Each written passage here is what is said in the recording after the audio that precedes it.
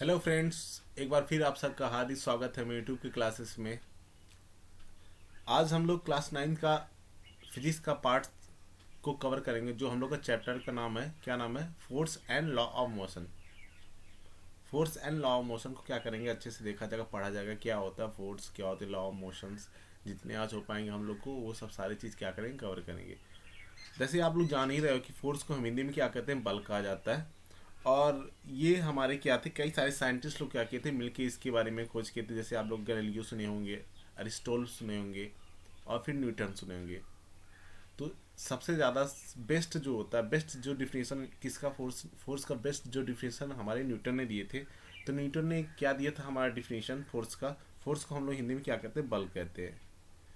जो आप क्या कर रहे हैं, जो भी लगाते हैं बल, वही हमारा क्या होता है, बल। चलो देखा जाए डिफिनेशन क्या होता है फोर्स का। फोर्स का क्या लिखा है यहाँ पे? A force is any force that changes the state of an object at rest और at motion. It can change an object directions and velocity. Force can also change the shape of an object. Force क्या करता है, किसी भी कोई सा भी object होता है। जैसे मान लो कि एक कोई सा भी ऑब्जेक्ट है, मान लो यहाँ पे रेस्ट रखा हुआ है, ठीक है। जैसे मान लो कि एक कोई सा भी ऑब्जेक्ट यहाँ पे रेस्ट पोजीशन पे क्या होगा, रखा हुआ है। तो ये क्या करेगा, फोर्स क्या करता है, आइदर क्या करेगा, इस ऑब्जेक्ट को क्या करेगा, इस ऑब्जेक्ट को क्या करेगा, या तो फिर क्या करेगा, इस ऑब्जेक्ट को क्या करेगा, मोशन में ला देगा, या तो फिर क्या कर देगा, इस चीज़ को क्या कर देगा, मोशन वाले ऑब्जेक्ट को क्या कर देगा, रेस्ट में ला देगा। तो फोर्स को हम लोग जनरली क्या कहते हैं, फोर्स एक ऐसा एक इफर्ट है जो क्या करता है किसी भी स्टेट को, और मतलब जो ऑब्जेक्ट रेस्ट पे है या मोशन पे, उसका वो चीज़ क्या कर रहा है, बदल दे रहा है, ठीक है। या तो फिर रेस्ट को मोशन में ला दे रहा है, या तो फिर मोशन को क्या कर दे रहा है, रेस्ट में ला दे रहा है। और उनकी डायरेक्शन, दिशा और वेलोसिटी, गति में क्या कर दे रहा है, परिवर्तन ला दे रहा है। ये ऐसी चीज़ को क्या करते हैं, हम क्या कर सकते हैं, फोर्स कहते हैं। अब फोर्स क्या कर सकता है, किसी भी ऑब्जेक्ट का क्या कर सकता है, शेप एंड साइज क्या कर सकता है, चेंज कर सकता है। तो एसआई यूनिट ऑफ न्यूटन क्या होता है, एसआई यूनिट ऑफ फोर्स क्या होता है, न्यूटन होता है, ठीक है। और देखिए 1 न्यूटन इजकल टू क्या होता है, 1 न्यूटन इजकल टू 10⁵ होता है, ठीक है। ये यूनिट है। 1 न्यूटन इजकल टू क्या होता है, 10⁵ जैसे हम लोग पढ़ा गया था ना, 1 किलोमीटर में 1000 मीटर होता है, सेम इसी तरीके से। फोर्स क्या करता है कि जनरली क्या करता है, किसी भी ऑब्जेक्ट अगर रेस्ट में, उसे क्या कर सकता है, मोशन में ला सकता है। और क्या, अगर कोई ऑब्जेक्ट मोशन में, उसे क्या कर सकता है, रेस्ट में ला सकता है। तो force is an effort that change the state of an object at rest और एट मोशन। ये न्यूटन ने क्या किया था, डिफिनीशन इसका दिया था फोर्स का। और जैसे आप सोच पढ़े होंगे, ये भी पढ़ा जाता है कि छोटे क्लास में पुल एंड पुश, और जो जो भी हम लोग धक्का देते हैं या फिर खींचते हैं, वो भी, उसको भी क्या कहते हैं हम लोग, फोर्स कहते हैं। जैसे कॉन्टेक्ट फोर्स हो गए, ये कॉन्टेक्ट फोर्स होते हैं। और कुछ ऐसे नॉन कॉन्टेक्ट फोर्स होते हैं जो क्या होता है कि बिना कॉन्टेक्ट के क्या होते हैं, अट्रैक्ट हो जाते हैं एक दूसरे के पास। जैसे हो गया ग्रेविटेशनल फोर्स हो गया, इसे क्या कहेंगे हम लोग, नॉन कॉन्टेक्ट फोर्स का। मैग्नेटिक फोर्स हो गया, नॉन कॉन्टेक्ट फोर्स कहलाएगा आपका। तो ये सब सारी चीज़ें क्या कहेंगे, आपकी non contact force and contact force कहलाएगी। फोर्स जनरली ऐसा भी बोल सकते हैं, एग्जाम में लिखने के लिए आप कोई सा भी लिख सकिए, पुल पुल और पुश इज कॉल फोर्स, ठीक है। जो भी हम खींचते हैं या धक्का देते हैं, जो क्या करता है, ऑब्जेक्ट को रेस्ट से मोशन में ला देता है, मोशन को रेस्ट में ला देता है, उसे भी क्या कहेंगे हम लोग, फोर्स कहेंगे। तो जनरली ये सब छोटा सा टर्म है। और देखते हैं, चलो आगे देखते हैं क्या होता है। और ये देखिए, ये यूनिट काफ़ी इंपॉर्टेंट है, आगे भी आपको काम आएगा। 1 न्यूटन इजकल 10⁵ होता है। चलिए आगे चलते हैं। टाइप ऑफ फोर्सेस, कितने प्रकार के फोर्सेस है हम लोग पढ़ा गया था, मेरे को पढ़ा गया कि क्या पढ़ा गया, non contact force and contact force. Gravitational force कैसा आपका है, एक नॉन कॉन्टेक्ट फोर्स है, नॉन कॉन्टेक्ट फोर्स है, जो हमारी क्या करती है, पृथ्वी के द्वारा क्या किया जाता है, लगाया जाता है। फ्रिक्शनल फोर्स, फ्रिक्शनल फोर्स क्या होता है, फ्रिक्शनल फोर्स माने क्या होता है, जैसे आप चलते किसी भी ऑब्जेक्ट को क्या करता है, मोशन करने से क्या करता है, अपोज करता है। तो ये कॉन्टेक्ट फोर्स है आपके, कैसे है, कॉन्टेक्ट फोर्स।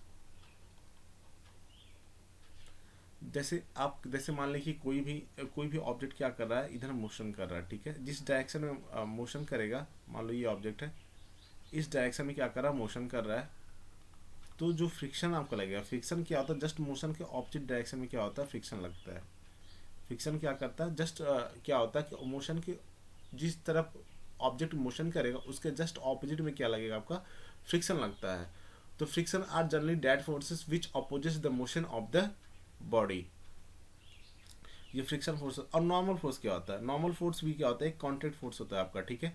जैसे मान लो कि जनरली कोई से भी ऑब्जेक्ट क्या हो रहा है कि मान लो ये टेबल है, मान लो ये टेबल है, ठीक है। इसके ऊपर क्या है, एक कोई सा या फिर कोई किताब लिख रखा हुआ है, ठीक है।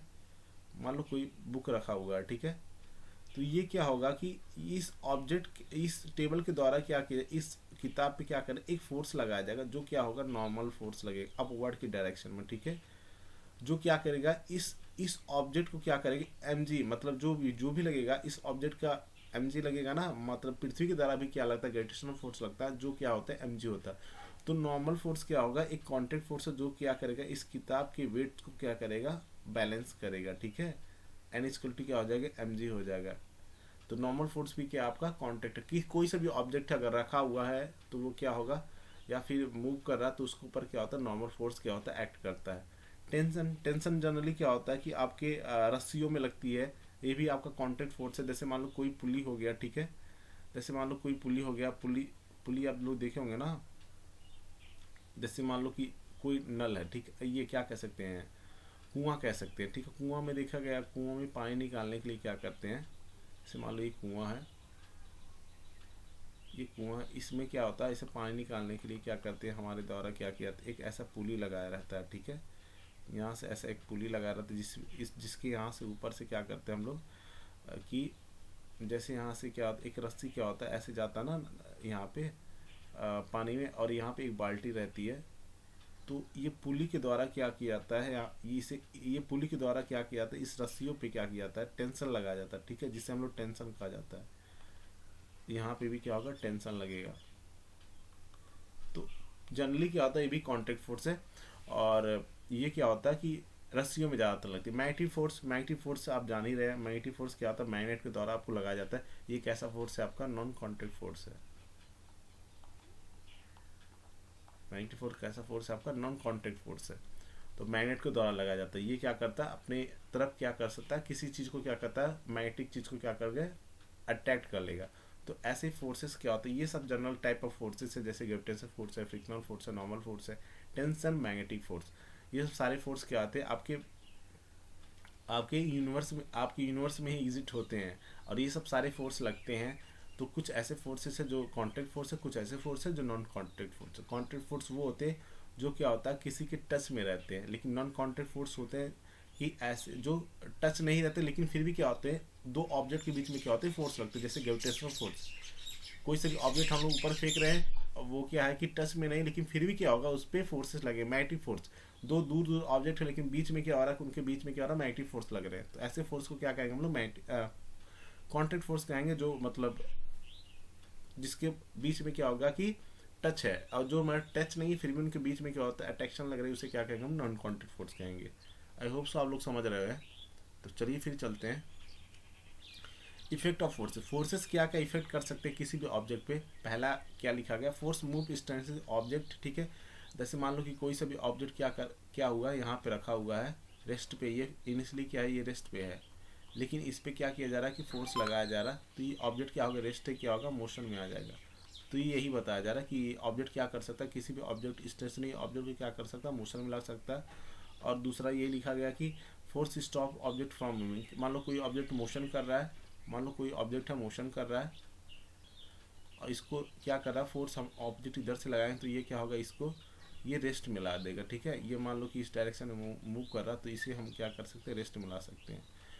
तो जो ऑब्जेक्ट मूव कर रहा है उसको रेस्ट मिला सकते हैं, और जो रेस्ट में उसे मूव करा सकते हैं। फोर्स क्या कर सकता है, तीसरा पॉइंट लिखा गया, force changes the shape of the body. किसी भी ऑब्जेक्ट को क्या कर सकता है, फूड, जैसे मान लो एक प्लास्टिक का बोतल है, हम लोग फोर्स लगा के उसे क्या कर सकते हैं, उसके शेप में क्या कर सकते हैं, परिवर्तन कर सकते हैं। कोई लोहे का सीट है, हम लोग क्या कर सकते हैं, उसे पीट के क्या कर सकते हैं, पतला कर सकते हैं। तो फोर्स क्या कर सकता है, किसी भी ऑब्जेक्ट के क्या करता है, साइज को भी क्या कर सकता है, शेप साइज को क्या कर सकता है, बदल सकता है। चौथा हम लोग का पॉइंट क्या लिखा, force changes the direction of motion. Force क्या कर सकता है, किसी भी डायरेक्शन, किसी ऑब्जेक्ट, कोई ऑब्जेक्ट अगर मूव कर रहा है तो उसके डायरेक्शन को भी क्या कर सकता है, चेंज कर सकता है। जैसे मान लो कि एक बॉल है, यहाँ पे रिवॉल्व कर रही है, तो यहाँ मान लो इस डायरेक्शन में मूव करें, लेकिन हम क्या करेंगे, इधर से एक फोर्स लगा देंगे, तो ये ऑब्जेक्ट क्या होगा, ये जो बॉल है इधर मूव हो जाएगी। समझ रहे हैं ना आप लोग। जनरली ये सब सारे छोटे छोटे टर्म्स है। चलिए नेक्स्ट चलते हैं फिर। इफेक्ट ऑफ फोर्सेस, जैसे मैंने यहाँ लिखा है, ये क्या करता है, साइकिल, जैसे आप साइकिल चलाएंगे, साइकिल क्या करेगा, जल्दी आप हैंडल मोड़ेंगे तो आराम से क्या होगा कि ऑब्जेक्ट क्या होगा, दूसरे डायरेक्शन में मूव हो जाएगा। अब देखिए यहाँ पे क्या रहा है कि एक मूविंग ऑब्जेक्ट को, एक स्टेशनरी ऑब्जेक्ट को क्या कर रहा है, कोई एक लेडी लेके जा रही है, धक्का दे रही है, तो ये क्या हो रहा है, मूव होने लग रहा है। एक स्टेशनरी जो क्या है कि मतलब पहले रेस्ट पे, फिर बाद में क्या रहा, मोशन आ रहा है। जैसे एक वॉलीबॉल देख लीजिए, ये लड़का चौथे फिगर में क्या कर रहा है, वॉलीबॉल को, ये फुटबॉल को मार रहा है, तो ये पहले रेस्ट में था लेकिन मारा, ये क्या हुआ कि इसका डायरेक्शन क्या हो गया, चेंज हो गया। सेम देखिए तीसरा चीज़ लिखा गया, चौथा पॉइंट है हमारे यहाँ पे, ये ऑब्जेक्ट, ये क्या है, बैलून है, बैलून में पानी भरा है उसको, लेकिन हम ये हाथों से क्या किया जा रहा है, उस पर दबाया जा रहा है, तो ये ऑब्जेक्ट का क्या हो रहा है, साइज शेप क्या हो रहा है, चेंज हो जा रहा है। तो ये जनरल यही छोटे छोटे टर्म्स है। नेक्स्ट चलते, पुश एंड पुश में क्या होता है, जैसे ये भी कहा जाता है कि किसी चीज़ को पुश किया जाता है या पुल किया जाता है, वो भी क्या होता है, आपका फोर्स कहलाता है। तो पुश को भी देख लेते हैं हम लोग क्या होता है। Push is define as an action of force which cause an object to move from its place, ठीक है। पुश जैसे हमारा धक्का देना, ठीक है, जब हम किसी चीज़ को धक्का देते हैं तो जनरली क्या होता है कि वो पहले रेस्ट में होता है ना, ये क्या होता है, जनरली पहले क्या होता है, वो रेस्ट पे रहता है, ठीक है। जैसे मान लो कि छोटा सा एक ऑब्जेक्ट है, ये स्टार्टिंग में क्या है, रेस्ट पोजीशन पे है। जब यहाँ से हम क्या करेंगे, इसको पुश करेंगे या फोर्स देंगे, ठीक है, तो ऑब्जेक्ट क्या होगा, रिस्ट से क्या होगा, ये मोशन में आ जाएगा, ठीक है, इसमें आ जाएगा, मोशन में आ जाएगा। तो पुश हम उसी को कहेंगे जो क्या कर रहा है, एक एक्शन है जो क्या कहलाएगा, फोर्स कहलाएगा, वही एक्शन आपका क्या कहलाता है, फोर्स कहलाता है। और उसे पुश करेंगे तो रेस्ट वाला चीज़ क्या होगा, रेस्ट वाली ऑब्जेक्ट क्या होगी, मोशन में आ जाएगी। तो ऐसे चीज़ों को क्या कहा जाएगा, हम लोग पुश कहेंगे, ठीक है। जैसे मान लो कि छोटा चीज़, opening of and closing the door, ठीक है, जो हम लोग ओपन करते हैं, क्लोज करते हैं डोर को, वही क्या होता है, पुश कहलाता है। पुशिंग द टेबल, टेबल को भी आप धक्का दिए हैं, कार को भी धक्का दिए हैं, पुशिंग ए कार्स, पुशिंग ए थंब पिन, वॉकिंग, ये सब सारे क्या आपके कैसे एग्जाम्पल्स हैं, पुश के एग्जाम्पल्स हैं। आई होप सो आप लोग समझ रहे हैं। ये सब छोटे छोटे चीज़ हैं, ज़्यादा कुछ बड़े हैं नहीं। पुल किसे कहा है, पुल माने खींचना होता है, ठीक है। पुल माने क्या होता है, खींचना। Pull is define an action to make someone move by either tugging और dragging. The following are the examples of pull, ठीक है। कुछ ऐसे एग्जाम्पल्स हैं आपके पुल के, जैसे मान लो कि कोई सा भी, और ये भी देखो, पुल पुल पुश में ज़्यादा डिफरेंस नहीं होता, लेकिन क्या होता है, पुल माने क्या होता है, खींचना होता है, पुश माने क्या, धक्का देना होता है। जैसे ये क्या है, ये भी एक तरीके का एक्शन है, देखो यहाँ लिखा ना, action to make someone move by either tugging, ठीक है, ड्रैगिंग। तो ये भी क्या करता है, किसी ऑब्जेक्ट को क्या कर सकता है, मूव कर रहा तो उसे रेस्ट मिला सकता है। तो जैसे एग्जांपल्स पहले हम लोग का है, plucking the string of wire. आप क्या करते हैं कि वो जैसे मान लो गिटार का जो वायर रहता है उसे आप खींचते हैं ना, पुल करते हैं ना, तभी वो क्या होता है कि आवाज़ करता है ना। सेम दूसरा चीज़ वही लिखा गया, pulling rope while playing tug of wire, ठीक है। आप क्या करते हो, रोप को भी क्या करते हैं, पुल करते खींचते हैं। मान लो कि दो इंसान है, यहाँ पे एक इंसान है, यहाँ पे एक इंसान है, और दोनों के बीच में क्या है कि रस्सी, और यहाँ ये क्या है, बॉर्डर लाइन है। अगर यहाँ पे मान लो कुछ इधर गया तो ये जीत जाएगा, इधर खींचा तो ये जीत जाएगा। तो ये भी क्या करते हैं, आपस में दोनों लोग क्या करते हैं, खींचते हैं ना, पुल ही करते हैं ना। ओपनिंग द ड्रॉवर, ठीक है, ड्रॉवर को खींचना। पुलिंग द विंडो, ये सब सारे क्या है आपके examples. Opening the end closing the doors, ये भी क्या आ गया, पुल पुश कहलाते हैं, दोनों आते हैं इसमें। चलो ये छोटे छोटे एग्जाम्पल्स है, पुल पुश आप लोग आसानी से जान लेंगे। बैलेंस एंड अनबैलेंस फोर्स क्या होता है, balance and unbalance force. Balance माने क्या होता है, संतुलित, अनबैलेंस माने क्या होता है, असंतुलित फोर्स है। तो ऐसे फोर्स क्या कहलाते हैं, बैलेंस फोर्स कहलाते हैं, जो क्या होता है कि जिनका दोनों तरफ क्या होता है, दोनों इक्वल तरीके के क्या होते हैं, फोर्स लगाए जाते हैं। मान लो कि अगर कोई सा भी एक, मान लो कि जैसे मान लो कि ये ऑब्जेक्ट है, इधर से कोई खींच रहा है और इधर से कोई खींच रहा है, ये 5 न्यूटन का फोर्स लगा रहा है और भी क्या कर रहा है, 5 न्यूटन का फोर्स लगा रहा है। तो दोनों तरफ क्या हो रहा है कि फोर्स इक्वल लग रहा है ना, तो ऑब्जेक्ट कहीं मूव नहीं करेगा। तो ऐसे चीज़ को क्या कहा जाएगा, ऐसे फोर्स को क्या कहा जाएगा, बैलेंस फोर्स कहा जाएगा। अब यहीं पे मान लो कि ऑब्जेक्ट अगर यहाँ पे 6 लगा दिया जाए, ठीक है, और यहाँ पे 5 है, तो ये ऑब्जेक्ट क्या करेगा, इधर मूव करने लगेगा। तो ऐसे चीज़ को क्या कहा जाएगा, अनबैलेंस फोर्स कहा जाएगा, ठीक है। क्या कहा जाएगा, अनबैलेंस फोर्स। वही मैंने ये क्या किया गया, सारी लैंग्वेज में लिख दिया है। When balance force are applied to an object there will be no net effective force action on object. Balance force do not cause any change in motion. वही मैंने बोला कि मान लो कि छोटा सा एक एग्जाम्पल मैंने शायद फिगर बनाया होगा इसमें, आगे देखो यहाँ पे देखते, यहाँ समझ लेते अच्छे से। जैसे मान लो कि एक रस्सी है, यहाँ से 3 लोग खींच रहे, इधर से 3 लोग खींच रहे, तो दोनों लोग इक्वल क्या कर रहे हैं, फोर्स जनरेट कर रहे हैं। ये भी इधर वाली टीम भी क्या कर रहा है, 300 न्यूटन का फोर्स जनरेट कर, इधर भी क्या कर रहे हैं, 300 न्यूटन का जनरेट कर रहे हैं। तो ये रोप क्या होगा, कहीं भी नहीं जाएगा, इन लोग क्या होगा, मैच नहीं जीतेंगे।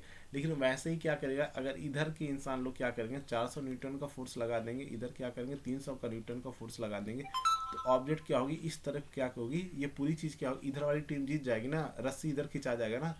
तो ये क्या होता है कि ऐसी फोर्स को क्या कहेंगे हम लोग, अनबैलेंस। यहाँ पे ये अनबैलेंस हो जाएगा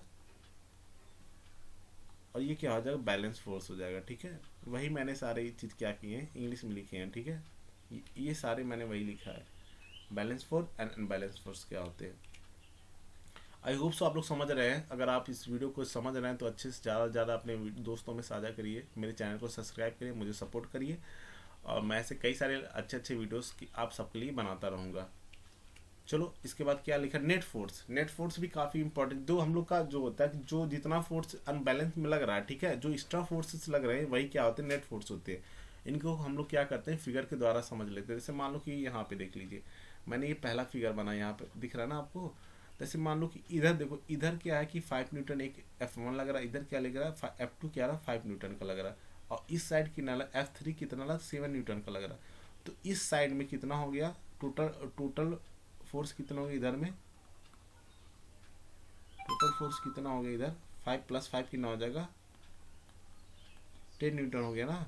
और इधर इस साइड में कितना लग रहा है, इस साइड में कितना लग रहा है 7 न्यूटन लग रहा है टोटल। ठीक है, तो नेट फोर्स वही होता है, नेट फोर्स क्या होगा, वही होगा, इन दोनों का डिफरेंस से क्या कहलाएगा आपका, नेट फोर्स कहलाएगा। 10 न्यूटन माइनस 7 न्यूटन तो कितना आ जाएगा 3 न्यूटन। तो ये क्या कहलाएगा आपका नेट फोर्स। मतलब ऑब्जेक्ट क्या होगी, ऑब्जेक्ट अगर ऐसा अगर कंडीशन जनरेट हो रहा है, कहीं भी हो रहा है, तो ऑब्जेक्ट क्या होगी, इस डायरेक्शन में क्या होगा, आपके लेफ्ट साइड में क्या होगी, मूव करना स्टार्ट होगी, इधर मूव करना स्टार्ट होगी,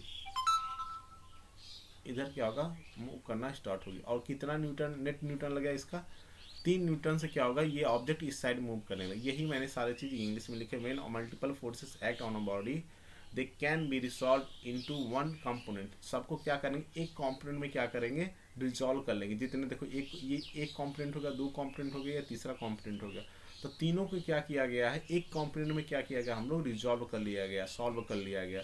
तो तीनों के एक कंपोनेंट जब रिसॉल्व करेंगे तो 10 में से 7 को घटाएंगे तो कितना आएगा, 3 आएगा। और जिधर ज़्यादा लगेगा फोर्स, ठीक है, उसी डायरेक्शन में क्या होगा, ये ऑब्जेक्ट मूव करने लगी। ठीक है, तो ऐसे चीज़ों को क्या कहेंगे हम लोग, नेट फोर्स कहेंगे। और इस डायरेक्शन में क्या होगा, ऑब्जेक्ट मूव करने लगेगी।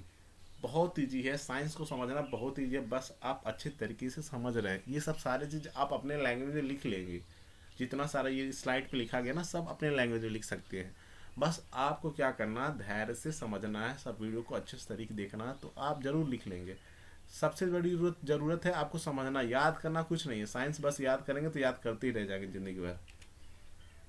चलो, फ्रिक्शनल फोर्स, मैंने फ्रिक्शनल फोर्स बताया था कि कोई सा भी ऑब्जेक्ट क्या कर रहा है, मूव कर रहा है। फ्रिक्शनल फोर्स ऐसा फोर्स होता है जो ऑब्जेक्ट को क्या करता है, मोशन करने में क्या करता है, अपोज करता है। ठीक है, या उसे मोशन नहीं करने दे उसकी, या फिर उसे हेल्प करेगा। ठीक है, मोशन करने को अपोज करेगा। तो देखते हैं इसका फ्रिक्शनल फोर्स को कहते हैं, हिंदी में क्या कहते हैं, घर्षण बल कहते हैं। हिंदी में क्या कहते हैं, घर्षण बल कहते हैं। अब चलिए देखते हैं definition. The force that oppose relative motion is called friction. जो क्या करता है, किसी भी ऑब्जेक्ट को क्या करता है कि मोशन करने से क्या करता है, अपोज करता है, ऐसी चीज को क्या कहते हैं हम लोग, फ्रिक्शन कहते हैं। It arises between the surface in contact. ये क्या होता है कि अगर देखो यहाँ फिगर बनाना है, ये क्या रहा कि ये सरफेस है, और यहाँ पे क्या कर रहा है, कोई ऑब्जेक्ट क्या कर रहा है, कोई फोर्स क्या किया जनरेट करके इस ऑब्जेक्ट को क्या किया जा रहा है, मोशन कराया जा रहा है। जब मोशन कराएगा तो ऑब्जेक्ट क्या होगा, इधर मोशन करेगा, इस साइड में, इस साइड में मोशन करेगा, तो फ्रिक्शन जस्ट इसके ऑब्जेक्ट लगेगा। ठीक है, ये क्या करेगा, फ्रिक्शन यही क्या काम करता है, इस ऑब्जेक्ट को मोशन करने से क्या करता है, अपोज करता है। तो फ्रिक्शन वही कहलाता है। फ्रिक्शन आप हर जगह लगता है, ज़्यादातर क्या होता है, रफली सरफेस पे ज़्यादा लगता है, और स्मूथ सरफेस पे क्या होता है, रफ सरफेस पे क्या होता है, रफ सरफेस पे फ्रिक्शन ज़्यादा लगते हैं, रफ फ्रिक्शन ज़्यादा लगता है, और स्मूथ सरफेस पे क्या होता है, फ्रिक्शन कम लगता है। स्मूथ सरफेस पे क्या होता है, फ्रिक्शन कम लगता है, बहुत ही कम लगता है। देखो, फ्रिक्शन कम लगने की वजह से हम लोग क्या कहते हैं, और किसी भी चीज़ में क्या होता है, लुब्रिकेंट्स यूज करते हैं, ऑयली चीज़ यूज किया जाता है कि जल्दी से क्या हो, कि जैसे मशीन्स में क्या करते हैं हम लोग, ऑयल चीज़ यूज करते हैं जिससे क्या हो कि फ्रिक्शन कम हो और ऑब्जेक्ट क्या करे, अच्छे तरीके से क्या करे, मूव कर सके। ऐसे देखो दो एग्जाम्पल्स मैंने क्या लिखा है, when we try to push a table and it does not move it because it is balanced by the friction force. यहाँ पे क्या होता है, देखो ये क्या हो जाएगा ना, जब कोई से भी, जैसे यहाँ पे देखो फ्रिक्शन फोर्स किसके बराबर हो जाएगा यहाँ पे, ऐसे ये क्या होता है, बॉडी डायग्राम होता है, ठीक। फ्रिक्शन किसके बराबर हो जाएगा यहाँ पे, फ्रिक्शन फ्रिक्शन किसका, पुशिंग फोर्स के बराबर हो जाएगा, पुशिंग फोर्स के क्या होगा, बराबर हो जाएगा। ये फ्री बॉडी, ये सब सारी चीज़ क्या आते हैं, आप आगे पढ़ेंगे, फ्री बॉडी डायग्राम हो जाता है, फ्री बॉडी डायग्राम फोर्सेस कहलाते हैं, ठीक है। इस सारे स्ट्रक्चर को फ्री बॉडी डायग्राम स्ट्रक्चर्स कहते हैं। काफ़ी इजी है ये सब सारी चीज़।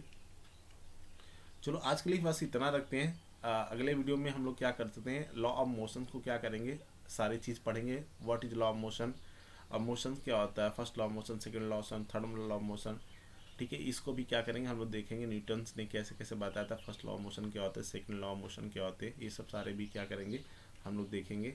और कुछ ऐसे भी मतलब फोर्स का मतलब जो कुछ साइंटिस्ट के बीच में क्या किया गया है कि कुछ साइंटिस्ट लोग अलग डिफिनेशन दिए हैं। जैसे एरिस्टोल है, वो उन्होंने बताया था कि कोई सा भी ऑब्जेक्ट अगर रेस्ट पे है तो वो रेस्ट पे ही रहना चाहता है। लेकिन गैलीलियो आए, उनको ये बताएं कि ये गलत बता, एरिस्टोल जो है गलत बोल रहे हैं। ऐसा नहीं बात है कि कोई सा, अगर मैं रेस्ट ऑब्जेक्ट को क्या कर रहा हूँ, कहीं रख रहा हूँ तो वो भी मूव करना लग रहा है। तो ये गैलीलियो ने बोला। उसका लास्ट में क्या है कि लास्ट में जो है आपके न्यूटन जी ने आए, न्यूटन ने ये बोला कि अगर कोई सा भी ऑब्जेक्ट क्या है कि रेस्ट पे है तो वो रेस्ट पे रहना चाहता है, सही है। लेकिन क्या होता है कि जब तक अगर कोई सही बाहर से कोई एक्सटर्नल फोर्स नहीं लगाया जा रहा है, तब तक वो बॉडी क्या होगा, रेस्ट पे रहेगा। लेकिन जैसे ही हम एक्सटर्नल फोर्स लगाएंगे तो क्या होगा कि वो बॉडी मूव करने लगे, या फिर कोई ऑब्जेक्ट मूव कर रहा है तो जब तब हम एक्सटर्नल फोर्स कोई उसके अपोज में नहीं लगाएंगे, तब तक वो क्या होगा, बॉडी मूव करता रहेगा। तो यही चीज़ क्या की, तीन साइंटिस्ट बताएं कौन कौन से क्या क्या बोले हैं, वो सारे हम लोग देखेंगे। आज के लिए बस इतना ही रखते हैं। आई होप सो आप लोग समझ रहे हो। तो ये सारी चीज़ क्या करेगी, आप अच्छे तरीके से देखिएगा, वीडियो को लास्ट तक देखिएगा। ये सब सारे छोटे टॉपिक्स हैं। अगर आप अभी क्लास 9th में पढ़े रहेंगे, क्लास 8 में अच्छे तरीके से सब को देख लेंगे तो आगे चल के आपको काफ़ी ईजी होगा सब कुछ समझने के लिए। तो आज के लिए बस इतना ही। अगर आपको समझ में आ रहा है तो अपने दोस्तों में इस वीडियो को ज़्यादा शेयर करें, और जिससे हम लोग का क्या होता है कि मोटिवेशन बढ़ता है और आप सबके लिए काम करने के लिए मन करता है। तो आई होप सो आज के लिए बस इतना ही। Thank you.